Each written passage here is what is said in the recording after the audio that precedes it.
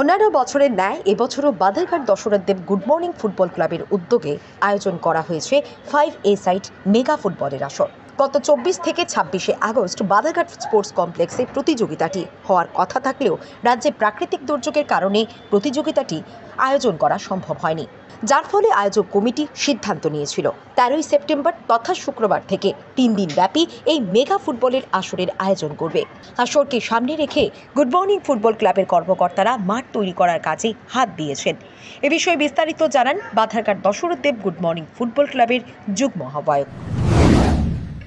আমি আজকে Badharghat good morning football ক্লাবের মাঠ থেকে আমরা বলছি, আগামীকাল 13 তারিখ আমরা আমাদের মেগা ফুটবল টুর্নামেন্ট শুরু করব উদ্বোধনের মধ্যে দিয়ে।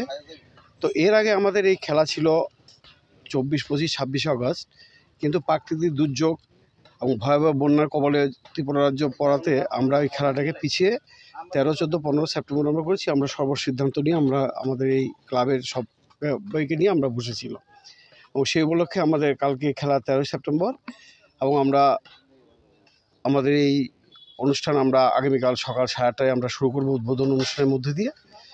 এবং আশা করি যে আমরা প্রতি বছরের মতো এবারও আমরা আমাদের টুর্নামেন্টটাকে যাতে সর্বাত্মক সার্থক করে তুলতে পারি, তার জন্য আমরা সবার সহযোগিতা আমরা কামনা করছি এবং বিভিন্ন দিক দিয়ে আমরা সহযোগিতাও পাচ্ছি।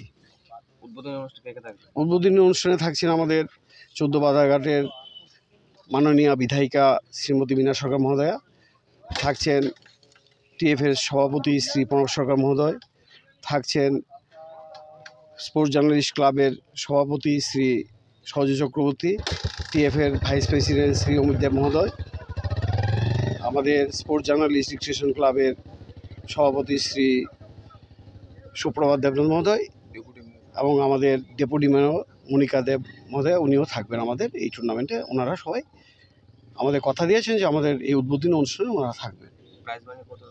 আমরা প্রাইজ মানি আমরা দুটো ধার্য করেছি। আমাদের চ্যাম্পিয়ন প্রাইজ মানি হচ্ছে 10,000 টাকা, সঙ্গে থাকছে সুদৃশ্য ট্রফি। আর রানার্স চ্যাম্পিয়ন হচ্ছে যারা রানার্সের যারা হচ্ছে তারা পাবে 7,000 টাকা এবং সঙ্গে ট্রফি।